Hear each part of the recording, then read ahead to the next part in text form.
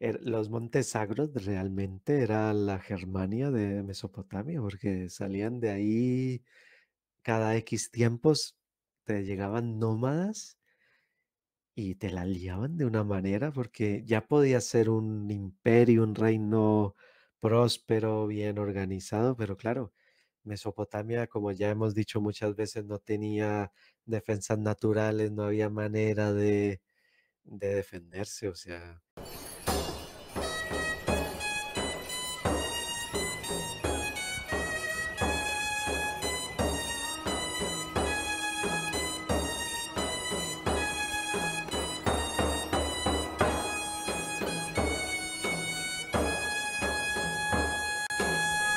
Salve, queridos, bienvenidos un día más a la taberna de Castor y Pollux, tu taberna de divulgación de historia antigua en general, historia greco-romana en particular. Pues bien, hoy vamos a preparar esas cervezas con grumitos que tanto nos gustan. Vamos a coger unas largas pajitas para poder absorberlas, porque son bastante espesas. Y bueno, para esto ha venido nuestro proveedor oficial, ¿no? Nuestro experto en asuntos del Próximo Oriente. ¿Qué tal, Jonathan de Historia? ¿Cómo estás?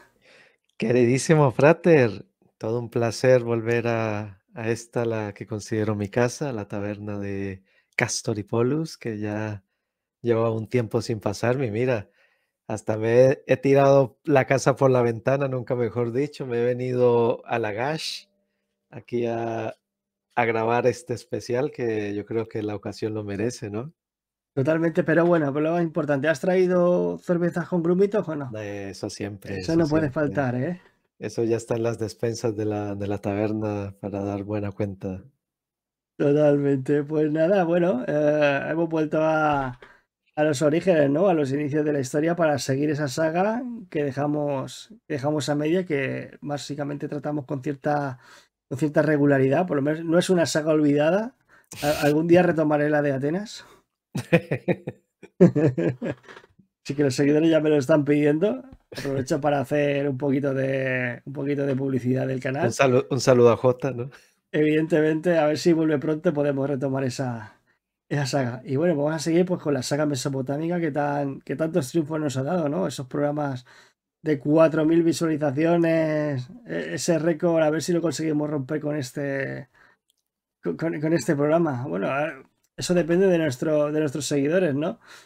Bueno, y de nuestros invitados, porque esta noche tenemos aquí, tenemos material, pero de estos potentes, que es como el vino este de Falerno, ¿no? Bien fuerte, que estos que te suben el ánimo. Uy, has apuntado muy alto, ¿eh? El vino de Falerno de la taberna de Castor y Polus es legendario. Hombre, es famoso en en todas las provincias del imperio.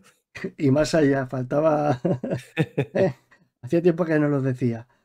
Pues bien, además que hicimos, si os acordáis, si habéis pasado por las redes sociales de historia, habréis visto que ya hicimos un pequeño adelanto de lo que estaba por venir. Bueno, hicimos, mejor dicho, un pequeño resumen de lo que habíamos tratado hasta la fecha y habíamos dejado ya, como dicen ahora, ¿no? En términos de YouTube, ¿no? El hip.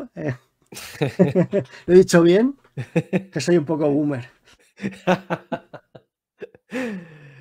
Bueno, yo creo que sí, yo creo que con ese video que fue más o menos para ponernos al día, para hacer un resumen de ya más de un año de especiales mesopotámicos aquí en la taberna, y habíamos anunciado la llegada de un nuevo pueblo bárbaro a nuestra querida Mesopotamia, que aquí hay que hacer una puntualización. Yo utilizo el término bárbaro, que como bien sabéis es grecorromano. En Mesopotamia, pues no había esa consideración, porque básicamente, pues prácticamente todos los pueblos que llegaban a esta región eran nómadas.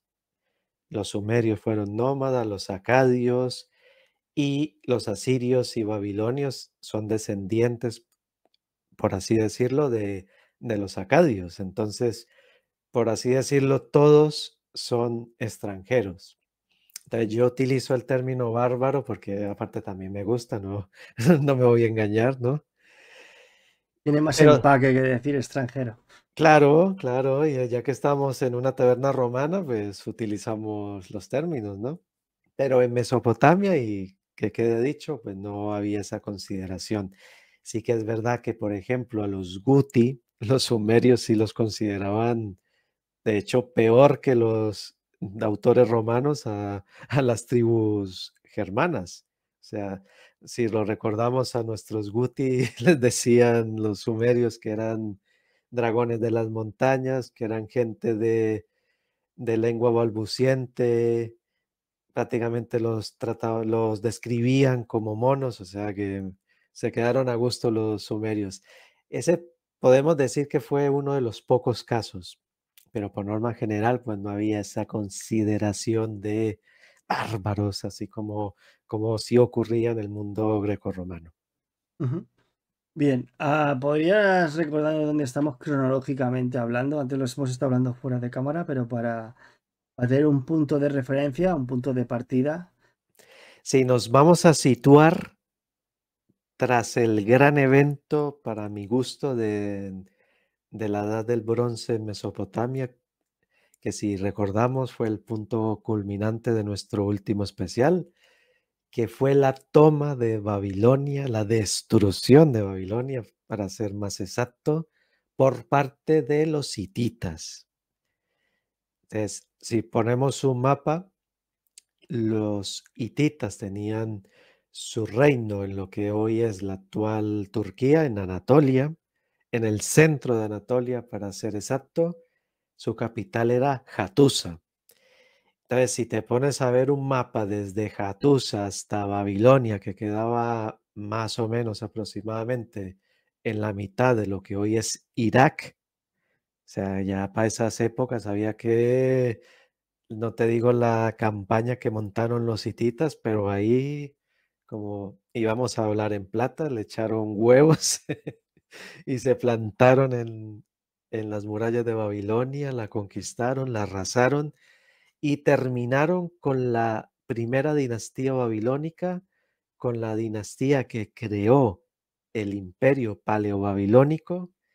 Y este evento también marca el final de todo un periodo histórico, el periodo amorreo, que empezó más o menos en 1900 antes de Cristo y terminaba en esta fecha, 1595 antes de Cristo.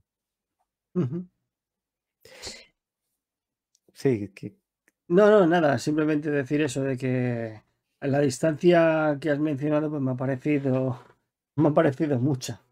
que esto te lo firma el Imperio Romano, básicamente, que eran expertos en montar estas campañas, pero claro, un reino como el de los hititas, pues, y que tampoco era, eso también lo comentamos con mi querido Castor en ese especial, que en estos tiempos, pues, todo lo que es el tema de asedios, pues, no estaba desarrollado, que básicamente se rendían las ciudades por hambre o porque dentro de las murallas pues habían traidores y que te abrían las puertas, ¿no? Pero era mucho más complicado hacer conquistas de ciudades y ya no te digo una ciudad como Babilonia, que hace poco leí, por cierto, que la Babilonia amorrea, la que refundó Hammurabi, el gran personaje que en nuestro especial de hace poco yo catalogaba a la altura de Sargón de Akkad,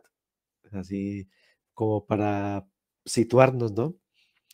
Claro, lo que hizo este hombre, la ciudad que refundó al final, según algunos expertos, esta ciudad tenía 200.000 habitantes. Posiblemente es verdad que ya para esa época del asedio hitita, pues ya el reino babilónico ya estaba en decadencia, ya quizás la ciudad tendría muy pocos habitantes, no tendrían esos 200.000 que se piensa que tuvo en su mejor época, ¿no? Pero aún así, pues era una ciudad de mucha entidad, era una ciudad grande y lo que hicieron los hititas fue increíble, definitivamente. Fue una proeza y más en una época en que la poliorcética, lo que sería el arte de asediar ciudades, todavía no estaba ni en pañales, ¿no? No era ni un embrión, casi casi de lo que se conocería ya a finales de la Edad Antigua. Sí, ya para adelantarnos y hacer un pequeño spoiler, en Mesopotamia los expertos fueron los asirios. Y ya, pues ya después vendrían los griegos y demás, y ya hasta llegar a los tiempos del Imperio Romano, que ya fue otra cosa. Pero en estas épocas, desde luego, no. Entonces, ahí hay que darle ese punto a los hititas que hicieron por eso lo catalogo como uno de los mayores eventos de la Edad del Bronce. Pero antes de continuar, querido Frater, quisiera hacer un pequeño repaso de la situación, porque vamos a empezar aquí por partes, como diría Jack. Vamos a, para empezar, vamos a retroceder hasta el 2004 antes de Cristo, ¿vale? Y voy a lanzar una pregunta a mi querido Frater y a los taberneros. O sea, si deseáis participar, pausad el vídeo y me lo ponéis en comentarios. Lanzo la pregunta. Para vosotros, para ti, querido Frater, ¿cuándo finaliza la civilización sumeria? Realmente, Y voy a dar 3 opciones, no voy a ser venga, tan va. cabrón. Sí, porque vas a pillar, ¿eh? Porque para mí, realmente los sumerios llega un momento en que ya no es que desaparezcan, sino simplemente pues se diluyen en ese amalgama de pueblos, ¿no? Que van colonizando, que van Eso. entrando en esa olla que es Mesopotamia. No lo habías podido decir mejor. Vale, voy a dar 3 fechas. 2004 antes de Cristo, cae el Ur a manos de los elamitas y finaliza la tercera dinastía de Ur. 1795 cae la primera dinastía de Isin y 1736 que cae la primera dinastía de Larsa. Entonces, ¿cuál escogéis vosotros? ¿Cuál pensáis que es la fecha? O- Os dejo tiempo para que lo pongáis en los comentarios. A ver, querido frater, mójate Uf, pues yo diría que es la A, en 2004, en la cuando caída de Ur. oficialmente, digamos, pero bueno, a ver, que la civilización sumeria siguió existiendo, ¿no? Hasta que se acabó diluida con los diferentes pueblos, como bien he dicho antes. Vamos, hay que decir una fecha porque los historiadores son así, ¿no? La Mm, historiografía es así, más o menos lo ponen todo en compartimentos, que no significa que en ese momento se pare el mundo y ahora, venga, los sumerios todos sí. fuera, ¿no? Es como la caída del Imperio Romano de Occidente, ¿no? Sí, que al día siguiente, uy, ¿qué ha pasado? No, es que ahora ya no somos romanos occidentales, ahora somos ostrogodos. Ah, vale, perfecto.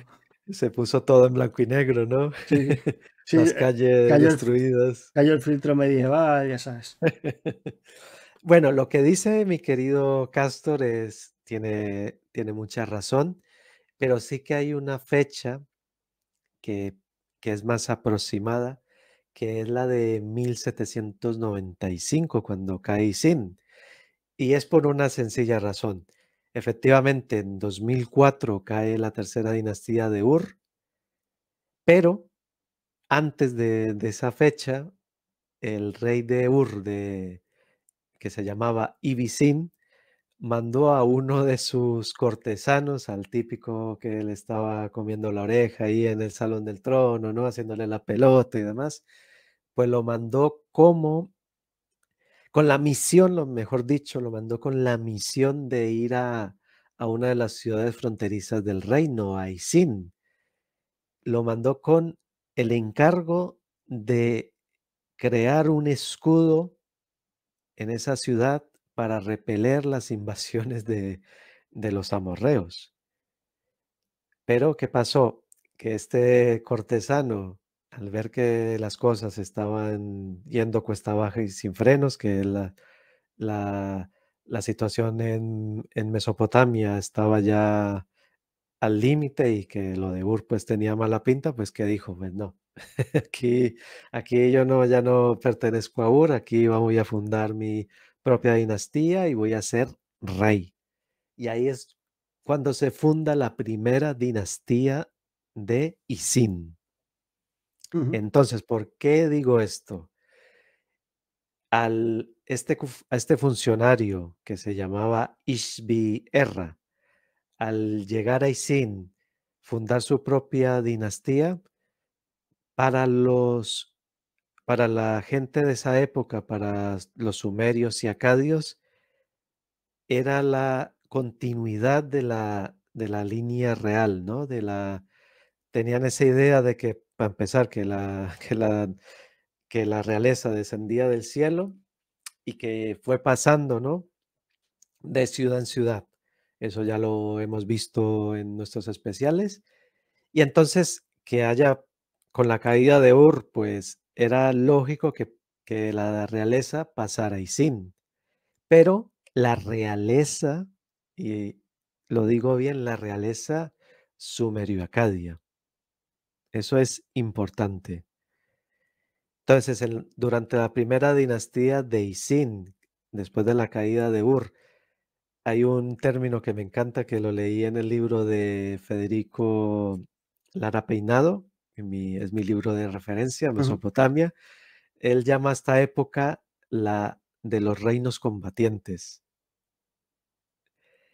que fue básicamente, pues, bueno, esto también ya lo comentamos, pero para refrescar, fue una época de guerra básicamente entre Isin, el lado sumerio-acadio, y Larsa, el lado amorreo, porque con la caída de Ur, los amorreos se dedicaron a expandirse por todo Mesopotamia, a fundar pequeños reinos, y uno de los más importantes en Mesopotamia, porque en Siria ya, como ya hemos hablado, también había más reinos y eran poderosísimos.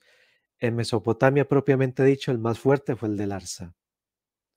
Entonces, en esa época, estos dos mundos, ¿no? Enfrentados, el antiguo mesopotámico de los sumerios contra el nuevo, el de los nuevos recién llegados de los amorreos, se chocaron en esta época. Más o menos, a grosso modo, pues unos 300 años, así haciendo cuentas al vuelo, ¿no? Entonces, para mí, la caída de la civilización sumeria es cuando cae la dinastía de Isin. Pero, y aquí viene lo importante y que lo voy a conectar con la siguiente parte de nuestra historia, que también hicimos un pequeño adelanto en el último especial. Los sumerios obviamente pues no desaparecieron, ¿no? Sí que es verdad que ya lo que conocemos como sumerio, que es su cultura, su idioma, pues como decía el frater, pues ya estaba muy diluido, ¿no? Porque Mesopotamia ya era un mar amorreo, básicamente, un mar semita, Ujú, y ya pues los sumerios pues perdieron su identidad. Pero sí que había todavía ese, ese recuerdo de la civilización, de la cultura. Y ya cuando, después de la caída de Isin, que viene la siguiente, que es la de Larsa, el último reino amorreo importante después de Babilonia, que es cuando la conquista Hammurabi y prácticamente ya completa su imperio, el, el imperio paleo-babilónico, le surgen tiempo después de esta conquista, ya durante, sobre todo durante el reinado del hijo de Hammurabi, Sansuiluma, le surgen en esta parte del sur de Sumeria, la antigua Sumeria, surgen rebeldes. Pero el rebelde que surge en estas tierras no se entronca, no se hace heredero de la dinastía de Larsa, la hace de Isin. Y volvemos a lo que comentaba al principio, ¿no? Que para esta gente la realeza estuvo en Isin, no, aunque haya finalizado la primera dinastía, que aunque haya sido conquistada Isin, la realeza no pasó al alza para los sumerio-acadios. Entonces, cuando surgió ese rebelde en el sur, se hizo heredero de Isin y se hizo hijo del último rey de esta ciudad, de Damik Ilishu. Era una forma de legitimizarse, por así decirlo. Efectivamente, esa es la frase. Se legitimaba haciéndose descendiente de ese rey de Isin. Y este personaje, que tiene un nombre maravilloso, se llama Iluma Ilun, que significa en español, mi Dios es verdaderamente Dios. O sea, ya, ya me quedo sin palabras. Es una declaración de intenciones, de este personaje. Y este Iluma Ilum fue capaz de crear una nueva dinastía de reyes en el sur, en la antigua Mesopotamia, la antigua Sumeria, perdón, pero no se llamaría Sumeria esta tierra. Sería conocida de ahora en adelante como el Mat Tantín, que significa el país del mar. O sea, la zona sur, ¿te refieres a lo que sería hoy el actual Kuwait, el Golfo No, lo que Pérsico? es lo que es la zona del Golfo Pérsico, la El costa Golfo del Pérsico, Golfo sí. Pérsico, sí. La costa iraquí del Golfo Mm, Pérsico, donde estaba, bueno, donde estaba Ur, Uruk, ujú. Lagash, donde estuvo la antigua Sumeria, básicamente, El país del mar. el país del mar. Ahí se fundó esta nueva dinastía. Este personaje gobernó 60 años, que se dice pronto, y esto pasó en el reinado del hijo de Hammurabi, que el pobre se encontró con este pastel y no pudo recuperarse. Fue la primera deserción del imperio paleobabilónico y a partir de ahí fue todo cuesta abajo y sin frenos. Ahí ya no pudo hacer nada el bueno de- del rey el hijo de Hammurabi. Y esta dinastía estuvo gobernando esta tierra hasta bien entrado el periodo que vamos a narrar hoy, el periodo de nuestros nuevos bárbaros. Pero Tambores. sí, estoy intentando crear tensión porque yo creo que lo merecen. Lo estás consiguiendo, ¿eh? Yo creo que son un pueblo de esos que por cierto, a que no sabes de dónde venían. A ver si, otra pregunta de examen, a ver, que Vas a estamos pillar, hoy, ¿eh? sí, hoy estoy rebelde. ¿De dónde venían? Uy, a lo mejor voy a tener que cortar esta parte, ¿eh? A ver, es muy fácil, si te lo piensas, es muy fácil, porque los nómadas venían de dos zonas, Sí, o sea, del norte de Arabia y de los Zagros. efectivamente, de los sagros De venían los... nuestros nuevos amigos. O sea que los montes sagros realmente era la Germania de Mesopotamia, porque salían de ahí cada X tiempos, te llegaban nómadas y te la liaban de una manera, porque ya podía ser un imperio, un reino próspero, bien organizado, pero claro, Mesopotamia, como ya hemos dicho muchas veces, no tenía defensas naturales, no había manera de defenderse, o sea, Sí, era como. te aparecía un pueblo de estos y te cambiaba la fisionomía política del lugar en cero coma. Sí, sí, sí. Y siempre, siempre pasaba lo mismo, Mm. que llegaban, los repelían en una batalla, no los derrotaban del todo, volvían, los volvías a repeler, pero se te colaban en alguna región, se asentaban en esa región, desde esa región empezaban a atacarte el reino, hasta que ya aprovechaban la debilidad y ¡pum! Te Adiós. conquistaban el reino y te montaban ahí Es una que dinastía. que todo fue así, o sea, es que es maravilloso, maravilloso. Sí, maravilloso por decirlo de alguna manera, porque creo Bueno, que maravilloso para mí, pero para un sumerio de aquella época hay que joderse, ¿no? una faena de las buenas, sí. Tú imagínate a uno, si miramos un mapa, creo que si no estoy mal, Umma, Umma, Esnuna, estas eran las ciudades que estaban más cerca de los Sagros, si no recuerdo mal. O sea, tú imagínate asomarte ahí por las murallas, veías ahí los montes que, a ver, yo creo que tenías buenas vistas, ¿no? Pero dice, joder, ahora quién va a bajar de ahí, ¿no? ¿Quién me va a poner esto patas arriba? Sí, sí. Voy a mirar, estoy mirando mientras estás narrando la historia. A ver si tengo alguno de los mapas que me pasaste en anteriores entregas. Ujú. Pues eso, que las gentes de esta región cuando veían a los agros, o sea, ya veían ahí la entrada al inframundo porque no sabían que... Que les iba a defender hoy. Mira, Sí, macho. he encontrado un mapita. A ver qué tal. Uno que me pasaste hace tiempo de la región. Ujú. Donde se entra la región de Ur, Larsa, Uruk.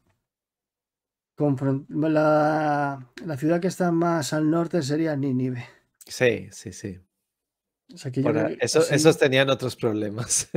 Sí, aquí al final es lo que hablábamos bueno, ese programa improvisado, ¿no? Que hicimos cuando nos vimos la última vez en persona, Mm, que es que Mesopotamia es una olla, macho, es como un llano y tienes que hacer la quiniela para ver por dónde te van a entrar hoy. Que como sí, bien has no, dicho, hay, bueno, dos, incluso me atrevería a decir tres direcciones, ¿no? Lo que sería el norte de Arabia, sí, la zona de los Zagros y bueno, y la zona que limita con Anatolia, ¿no? Donde nacen claro, claro. el Tigris y el Éufrates. Bueno, de ahí vinieron los hititas, básicamente.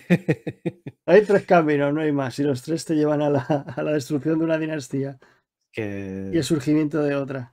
Que eso también lo hablamos en ese especial, pero te pones a pensar o te pones en la piel del rey babilonio que tuvo que lidiar con esto, que fue Sansuditana, que había más o menos aguantado el tipo, ¿no? Que estaría encerrado prácticamente en Babilonia, ya no tenía imperio, pero que estaba aguantando, ¿no? Y que te venga una de las mayores potencias de Oriente que se pega el viaje desde Anatolia, te tienes que decir, pero yo a qué Dios he ofendido para que me mande esta maldición, ¿no? A todos, quizás.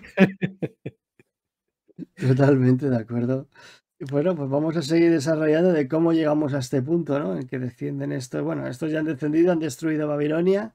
Sí, entonces, por un lado tenemos el primer invitado que ya, de hecho ya hablé de él en el anterior episodio, es verdad, pero quería volver a traer esa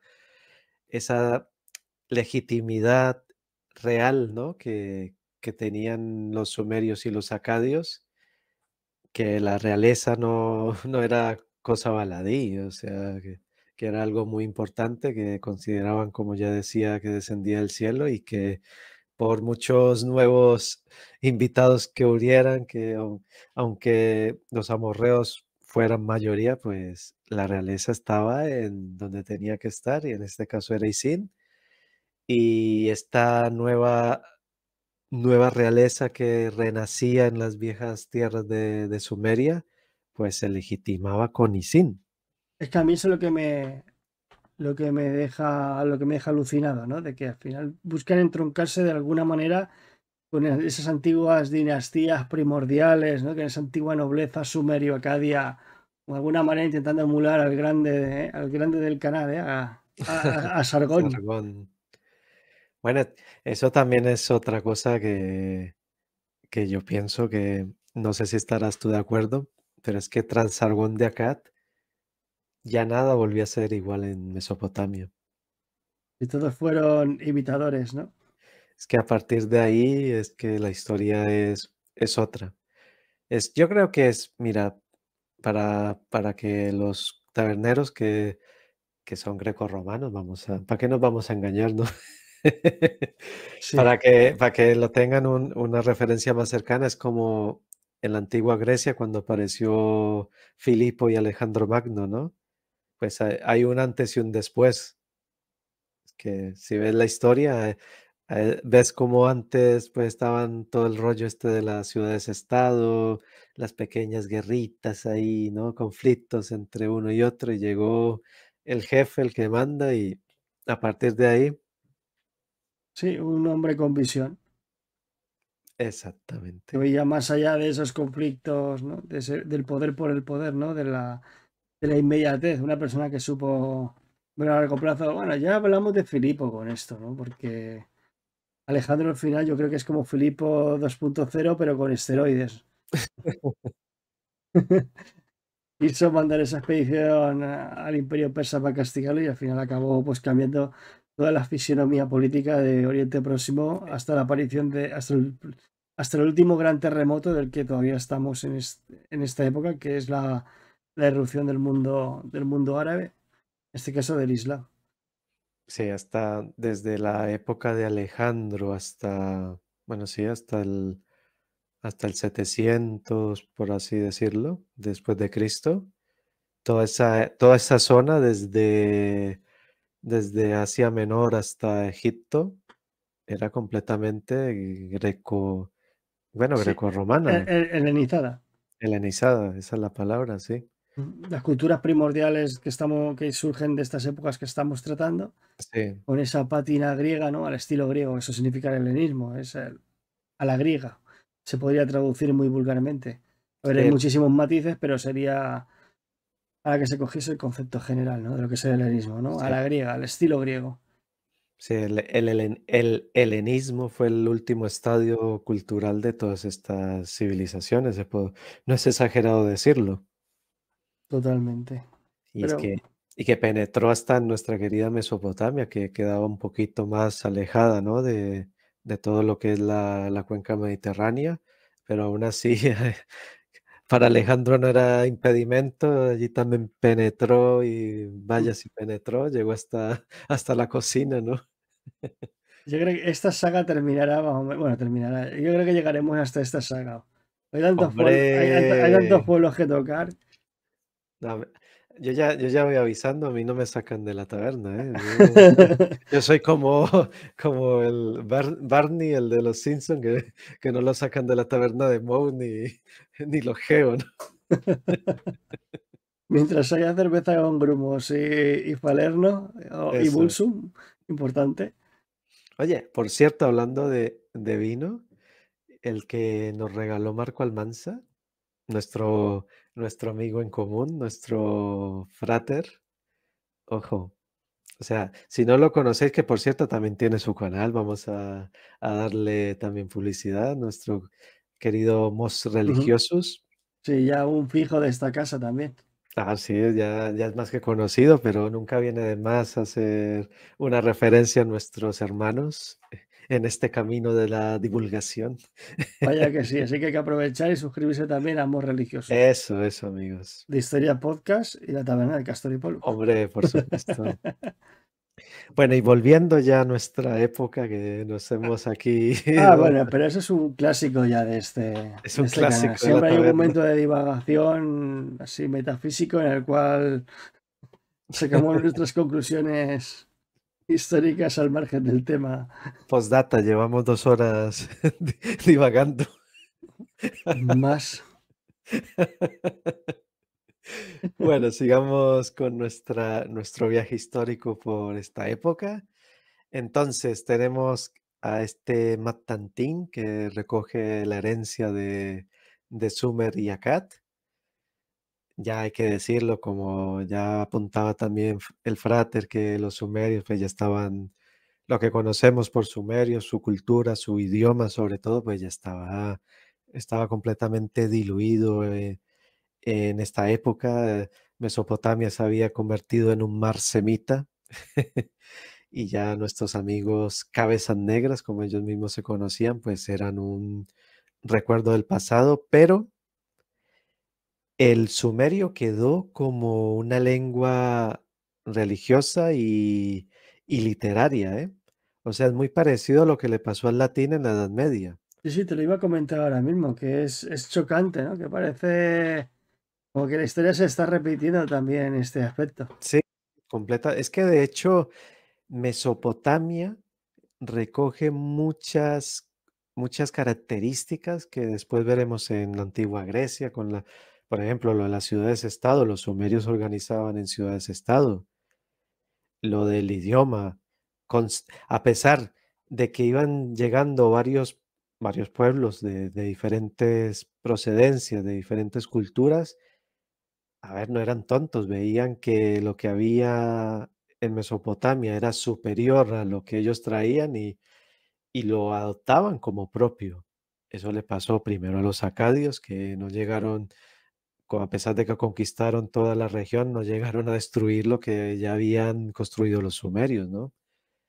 Y esto también pasó con los amorreos, que traían su propio idioma, sus propios dioses, pero vieron que lo que había ahí era de calidad y dijeron, no, esto para mí también. Yo también soy, yo también soy sumerio, ¿no?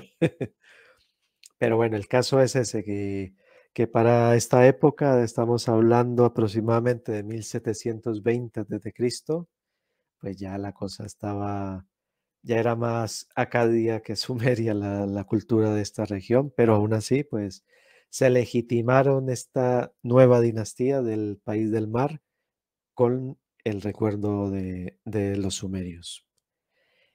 Estos fueron nuestros primeros invitados, los que precisamente esta rebelión fue la que debilitó al imperio paleobabilónico. Por cierto, el hijo de Hammurabi, que no lo había nombrado, que se me fue, como dice el dicho, la paloma al cielo. Sansu Iluma se llamaba el amigo. Este pobre hombre pues es muy parecido a lo que le pasó al último rey, a Sansuitama. Se le juntaron todos los males y no pudo hacer nada. O sea, por un lado se le reveló el país del mar, se le independizó esa zona y después le llegaron nuestros amigos bárbaros que un poquito más adelante conoceremos. Vale, pues ahora sí damos un salto hasta el 1595 a.C. y vamos a conocer a nuestros amigos hititas, ¿no? Que ya aquí estamos hablando tanto de hititas y Es que los hititas, estamos hablando de un pueblo que jugaron de tú a tú con el imperio egipcio.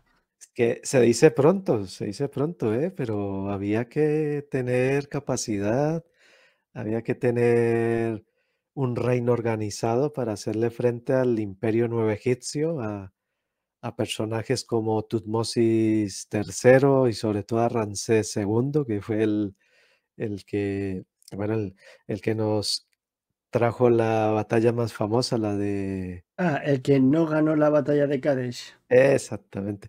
Esa fue la primera fake news, como dicen ahora en redes sociales, ¿no? Esto algún día sería interesante tratarlo también. Ya lo, El por qué no ganó la batalla de Kadesh, sin que nos pasamos para decir que no la ganó. hombre, por Spoiler, supuesto, por supuesto lo trataremos en su momento, porque estamos en Oriente, ¿no? sí, sí, hay que defender. Egipto también está en Oriente, no digo nada. Pues que Egipto tiene mucha tela que cortar, ¿eh? Sí, para cogerlo hay que cogerlo, como se suele decir, desayunado. Con ganas, con ganas. Pero bueno, por el momento vamos a empezar a conocer un poco a nuestros amigos hititas, que como comentaban, venían de lo que hoy es Turquía, del centro de Anatolia. Pero esto tiene trampa porque los hititas no eran originarios de esta región. O sea, estos también eran de la rama indoeuropea, que bueno, que era la mayoritaria, ¿no? De la que descienden muchos pueblos, entre ellos nuestros romanos. Pues los hititas comparten ese tronco común y llegaron a la región en 1900 a.C. aproximadamente. Y quiero, querido Frater, que te Ujú. quedes con esa fecha 1900 y, y hagas cuenta al momento de la conquista de Babilonia, que fue aproximadamente tirando así cuentas al aire 300 años después. O sea, ¿a ti qué te dice un pueblo que en 300 años es capaz de organizar un reino, capaz de de montar una campaña como la de la conquista de Babilonia. Hombre, que es un pueblo que apunta maneras. Estamos hablando que en ese momento, pues, estaría consolidándose en la zona recién colonizada, asentándose, sí, y bueno, creando esas estructuras, pues, que les permitirían su posterior proyección, ¿no? Pero también hay que decir una cosa, amigo Frater, es que los hititas no encontraron allí la región de Anatolia, la encontraron vacía, ¿no? No encontraron allí un yermo lleno de cabras, no, no, no, no, no. Eh, Ahí había un reino establecido. Estaba Hati, puede ser. Efectivamente, amigo, Hatti. He hecho Has los hecho los deberes. deberes. Sí, he hecho los deberes, sí. Sí, amigo, Hatti. Y este reino llevaba aproximadamente desde el 2400 y gracias al comercio que hacía con los materiales que encontraban en Anatolia, que era sobre todo minería, ¿no? Metales como el cobre y creo que también el estaño, si no estoy mal. Bueno, gracias a la riqueza minera de esta zona, tendieron redes comerciales por Oriente y eso les permitió alcanzar una riqueza como para construir un reino de la suficiente entidad como para ser considerado como una potencia, aunque no era una potencia militar, no era un reino agresor, por así decirlo, era más un reino comercial. Con estos Hatti, ¿qué hicieron los hititas? ¿Se asimilaron a ellos o los conquistaron? O, Ahí vamos a ir. o una mezcla de ambas cosas. Ahí vamos a ir, porque Estoy intrigado. los hititas eran bárbaros, porque es verdad, eran bárbaros, eran bastante violentos, porque ya veremos que tienen, tienen tela que cortar, pero eran inteligentes, eran muy al estilo como los que llegaban a Mesopotamia, que veían que, bueno, que aquí hay material para crear cosas pues, y lo hacían, lo asimilaban como propio. Pero siguiendo con la historia de estos Hatti, que también se piensa que es posible que no fueran originarios de Anatolia, que también llegaron en algún momento del tercer milenio, pero la opinión mayoritaria de los expertos, de los estudiosos, es que sí que eran de esta región. El caso es que gracias a las redes de comercio, pues crearon un reino importantísimo, establecieron su capital en Hattusa, que por cierto era una fortaleza con unas murallas de piedra espectaculares allí en medio de una montaña. Y se siguen conservando los restos, si no, Sí, sí, no sí. recuerdo mal. La Puerta de los Leones, esta famosa. Bueno, hay Sí. varias puertas de los leones, pero que se ve que es un animal muy emblemático. La Bueno, y iconografía. de hecho, si comparas fotos de Hattusa y Micenas, es muy característico el estilo de las murallas ciclópeas, que es como el término que recibían las de Micenas, ¿no? Pero son del estilo también las de Hattusa, ¿no? Esos sillares de piedra ahí de gruesísimos y a ver quién era el guapo que tomaba una ciudad así. Es ahí del término, que las generaciones venideras se pensaban que esas murallas las habían construido los cíclopes, de lo grandes que eran. Así es, así es. Pues a quien no adivinas, querido Frater, quién intentó tomar esta ciudad. Hoy estoy preguntón, Sí, pero sí, ya te veo, vas a pillar, como te he dicho antes. Me estás pillando bien. ¿Quién intentó conquistar a Tusa? Bueno, tenemos a posibles candidatos, tenemos al Imperio Egipcio, No, no, mucho antes, mucho antes. mucho antes que los egipcios, los asirios. No, eso, bueno, te voy a dar una pista. Sí. Es uno de mis personajes favoritos. Ah,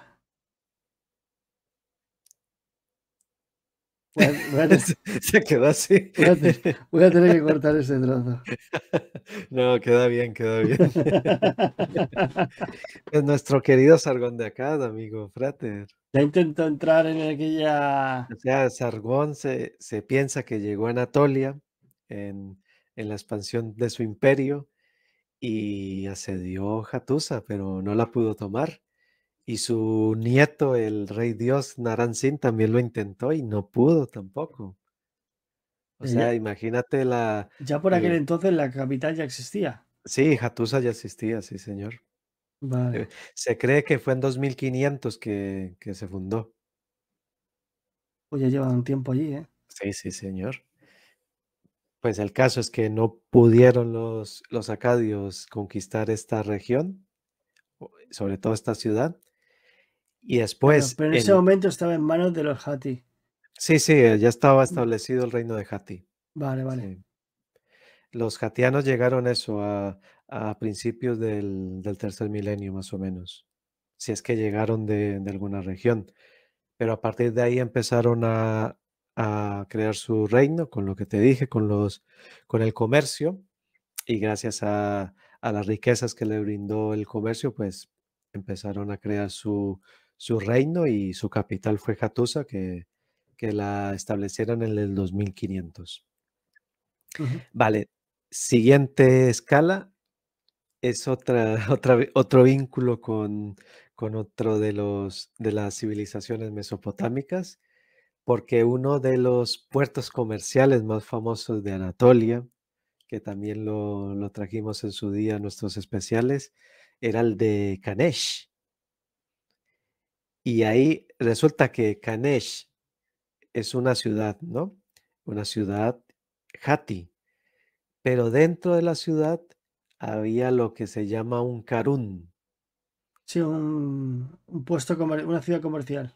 Exactamente, esa ciudad comercial, ese puerto comercial, mejor dicho, era de los asirios, los paleoasirios de Asur, de la ciudad que con el tiempo formaría el reino y la civilización, ¿no? Asiria.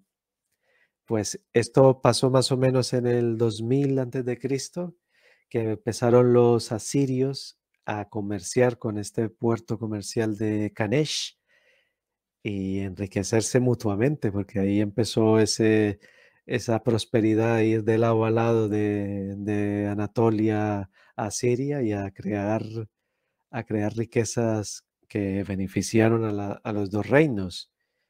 Pero para desgracia de nuestros amigos Hatti, en 1900 más o menos, pues le llegaron a la zona un pueblo indoeuropeo de una lengua aglutinante que no se sabía muy bien de dónde viene. Es posible que venga de las estepas, que las estepas como los montes sagros, pues son fuentes de dolores de cabeza para las civilizaciones de la zona, básicamente.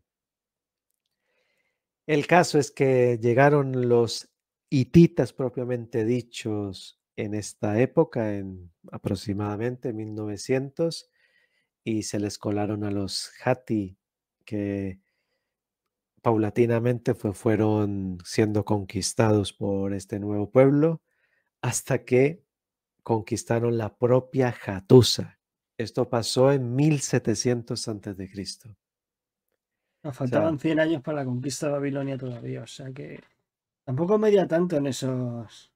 es que es lo que me parece más llamativo de los hititas, que en relativamente poco tiempo, fíjate, llegaron en 1900, ya para 1700 estaban conquistando la capital de un reino importante, una capital que no había podido conquistar un personaje de la talla de Sargón de Akkad. Y poco tiempo después, 100 años después, estaban conquistando Babilonia. O sea que, ¿qué locura es esta? Y se indica que estaban constantemente en armas esta gente. Sí. Y a que no sabes cómo conquistaron Hattusa. A ver, en ese momento, mediante el engaño, tiene pinta. Con hambre. Por hambre, uy, la otra opción. O sea, la, la sometieron a un asedio de estos inclementes y los rindieron por hambre, básicamente. Ujú. Y esta conquista la hizo el rey Hitita, déjame buscar el nombre, Sí, porque es que estos nombres porque así, los reyes hititas, si ya si no es los mesopotámicos me costaban, los hititas, tela marinera. Muwatalli o Tiglat-Pileser este tipo de nombres tan... Pues el culpable de la conquista de Hattusa fue, Uy, que es muy gracioso el nombre, A- ¿cómo vamos, Didita? Anita. Anita. Bueno, mira, este es fácil de pronunciar, Sí, sí, sí. al menos. Pues este Anita, no me preguntes por qué, porque tampoco dejó escrito, sentía un desprecio tremendo por Hattusa. Pues el tío llegó, la conquistó, la arrasó hasta los cimientos y hizo una maldición para que cos- ningún rey hitita ni ningún rey en general reconstruyera la ciudad. Bueno, no fue muy efectiva la maldición. Sí, menos mal, porque se hubieran perdido una fortaleza de primer orden, pero el tío dijo, mira, ya que ya la conquisté, yo establezco que esta ciudad sea arrasada hasta los cimientos y aquí que no vuelva a crecer la hierba. Así muy al estilo de los romanos con Cartago echando sal, ¿no? Y como el meme así. Eso, que tampoco fue efectivo, menos Eh, mal. Sí, no, sería un desperdicio, como bien has dicho. Pero ¿qué le habría hecho la ciudad a este hombre para que le tuviese tanta manía? Pues no sé, bueno, hay que decir, los hititas eran un pueblo tribal, ¿no? Y eran gente curtida en mil batallas que venía de la dureza de las estepas y bueno, no tenían piedad, o sea, Miramiento cero. sí, sí. Esto era muy al estilo también como veríamos más adelante los hunos, los mongoles, o sea, La gen- estepa es dura y da gente dura en sí, desde luego. exactamente. Bueno, pues tenemos a los hititas ya entrando en la escena internacional, conquistan Hattusa y aquí viene la siguiente característica por la que son famosos los hititas. El Juego de Tronos, porque lo de Juego de Tronos, siendo completamente sincero, es un juego de niños en comparación con lo que hacían los hititas. O sea, ser rey hitita era profesión de riesgo. O sea, tremendo, tremendo. Pues ya desde estas épocas tan tempranas que se supone que, bueno, que acaban de conquistar un reino importante, ¿no? Pues aquí los descendientes del amigo Anita se empezaron a disputar el trono y a matarse entre sí. Y aquí hay algo muy gracioso porque la primera capital de los hititas se llamaba Kusara, que por cierto no se sabe dónde está en Anatolia, se cree que está en Anatolia, sí, pero no se ha descubierto la localización. Pues allí, desde esta ciudad, los hititas gobernaban lo que iban conquistando, ¿no? Y el hijo de este rey de Anita no llegó al trono, porque uno de sus encargados era, dejó encargado como, ¿cómo se llama? Como corregente, cuando el descendiente, el hijo o el heredero al trono es menor de edad, pues queda a cargo de un Un corregente, ¿no? regente, sí. Un regente, exacto. Pues el regente dijo, no, el Uno. trono para mí. Así, sin contemplaciones. Sí, sí, así básicamente. Así que el amigo Anita, su heredero al trono, no pudo llegar al trono y fue ocupado por este regente. Guau, qué historia. Y aquí hay otro tema interesante. Resulta que como en estas épocas, pues no se ha descubierto muchos textos hititas y los que se encontraron ya son de una época posterior. Entonces la existencia de estos reyes está un poco como en el aire, ¿no? Y hay uno en particular que es que tiene vínculos, su nombre tiene vínculos con un personaje famosísimo, por supuesto, de la historia romana, como es Julio César, ¿no? Y te voy a explicar por qué. Como bien sabes, el César, el nombre César, se empezó a utilizar como título primero de los emperadores romanos, ¿no? Sí, Y ya después, con el tiempo, ya como el de un rey. O sea, sí, pasó a sinónimo de rey, sí, algo así como un sinónimo de rey. apellido. Pasó, por ejemplo, el Kaiser, si no estoy mal. Sí, Kaiser, el zar también. Exacto. Pues, al final César se convirtió en un título real. Pues con un rey hitita pasa algo igualito, pasa algo parecido. Y este rey fue uno que se llama Labarna. Este Labarna, después de toda la guerra que hubo tras se formó una guerra civil con lo que te contaba del heredero al trono y el regente. Entonces, uno de los participantes en esa guerra civil fue este Labarna, que se alzó con la victoria y se convirtió en rey de los hititas. Pero, ¿qué pasa? La existencia de este rey no está documentada, por lo que te decía, las fuentes hititas son muy posteriores a la época que estamos narrando. Entonces algunos autores piensan que la Varna es como un título real, como Ujú. el César de los romanos. Vale, entiendo. Pero claro, si, como en el caso de Roma, César viene de un personaje real, ¿por qué no pensar lo mismo con la Varna? De algún lado tuvieron que sacar el nombre, no se lo inventaron, ¿no? Y aparte de un título real. Entonces, a ver, si es verdad que no hay documentación, pero está claro, yo creo que este hombre existió.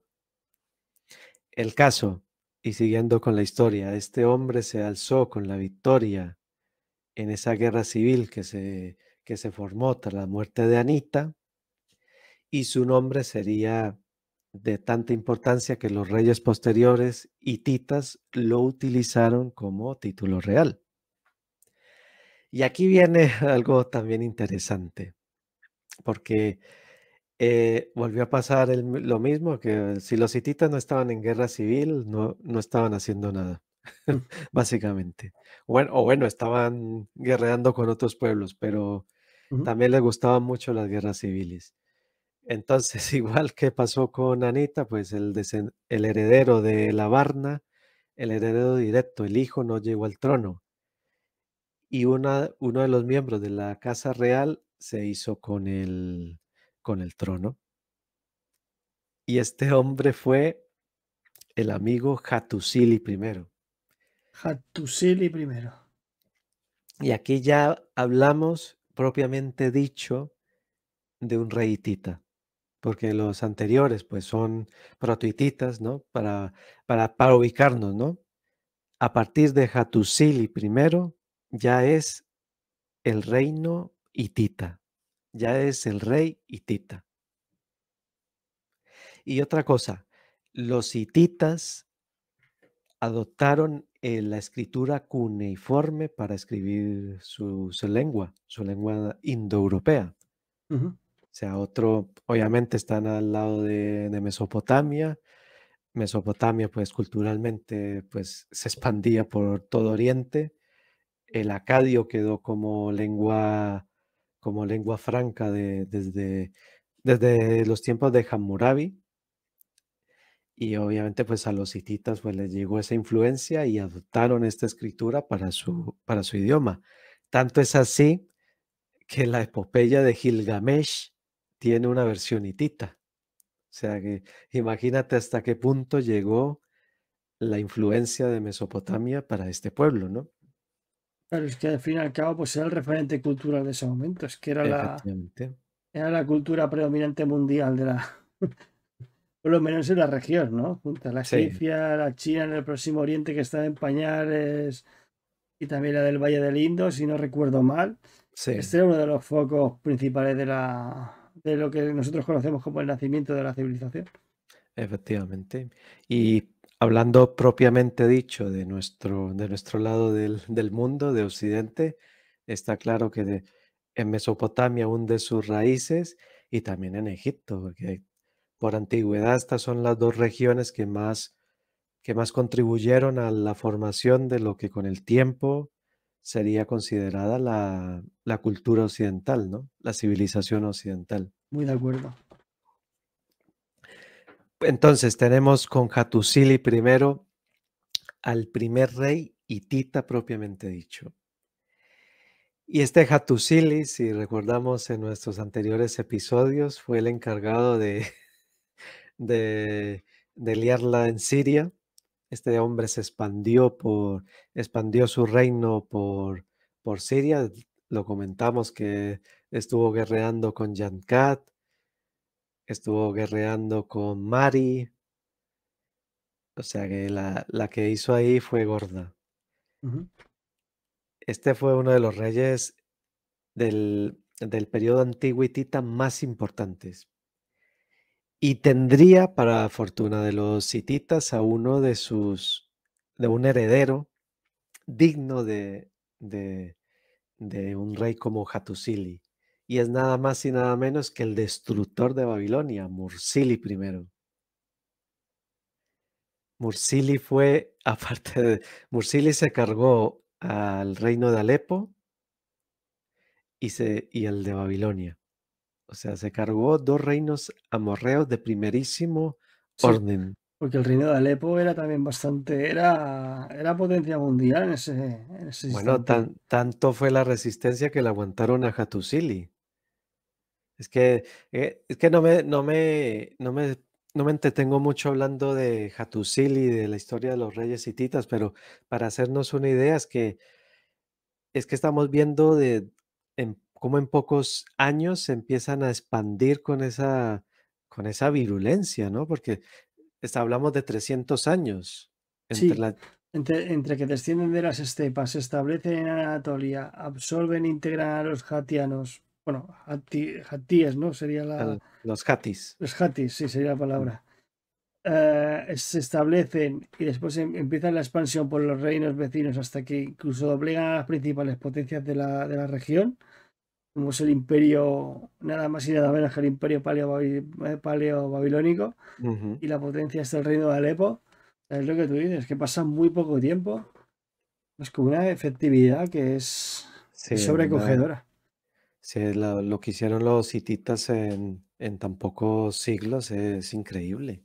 Es que yo creo que es un caso, te diría que casi único.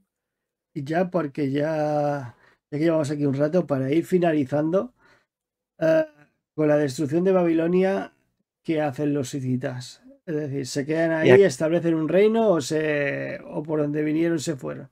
es que fíjate, la organización del reino hitita era, era como una confederación, más que un reino unificado, era una confederación de reinos. Entonces, el rey hitita, bueno, de hecho esa organización era muy común por ejemplo, los persas tuvieron algo parecido. Sí, el rey de reyes, ¿no? Exacto. Entonces, el rey de Hattusa tenía la preponderancia, ¿no? Pero cada reino de Anatolia, cada región formaba una confederación. Sí que es verdad que la familia real se mandaba a los hijos y demás a gobernar esas regiones, pero funcionaban así, era una confederación. Entonces, después de conquistar Babilonia, lo que hicieron básicamente fue saquearla, llevarse esclavos y todo lo que se pudieron llevar a Hattusa, El entre, antiguo arte del saqueo. y entre lo que se llevaron estaba la estatua de Marduk, que saquearon del templo de la Sagila y de la esposa de Marduk, o sea, la pareja divina principal de Babilonia, las estatuas principales se las llevaron a Hattusa.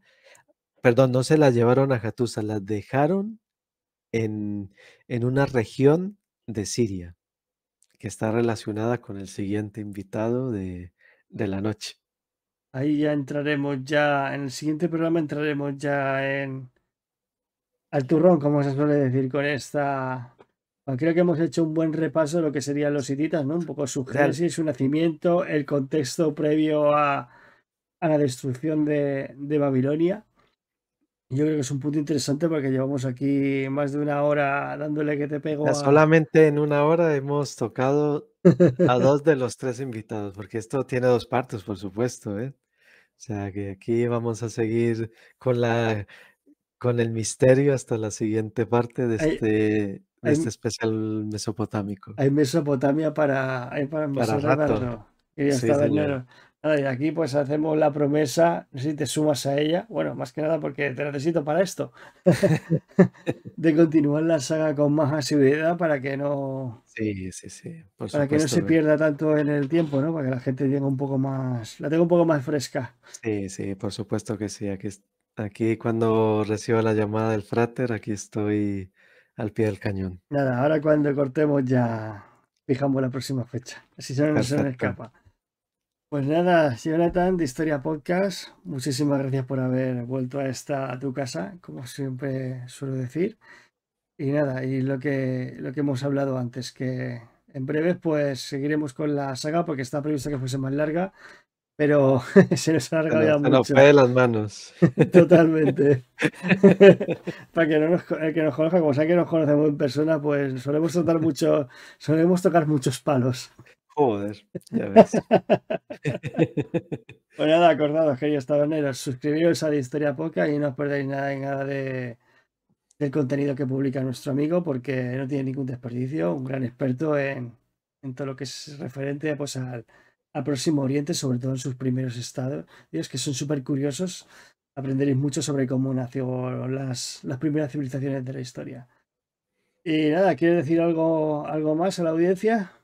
Bueno, primero que todo, muchas gracias, querido frater, por recibirme en tu casa. Ya sabes que para mí es un placer, que ya te lo dije, pero que una de las cosas, de las mejores cosas que me llevo en este camino de la divulgación, que por cierto, yo no soy ningún experto, yo soy un contador de historias, que yo considero la historia de Mesopotamia en general como una saga de ciencia ficción, como Juego de Tronos, como El Señor de los Anillos, ¿no? Porque nuestra historia humana está llena de momentos, de personajes, de vivencias que hacen palidecer a cualquier personaje de ficción. Así que esto para mí es un placer y que una de las mejores cosas que me llevo es conocerte a ti, querido Castor, y y que es un placer estar aquí en la taberna y que cuando me digas, pues aquí estoy al frente, dispuesto a darlo todo. Ha quedado constancia de esto, ¿eh? Lo ha dicho. Pues algún día cambie de opinión y está todo registrado. Sí. Nada, el gusto es mío, ya lo sabes. Pues nada, y con esto pues nos despedimos como nos despedimos siempre con nuestro gualete, el gaulete Quirites, perdón.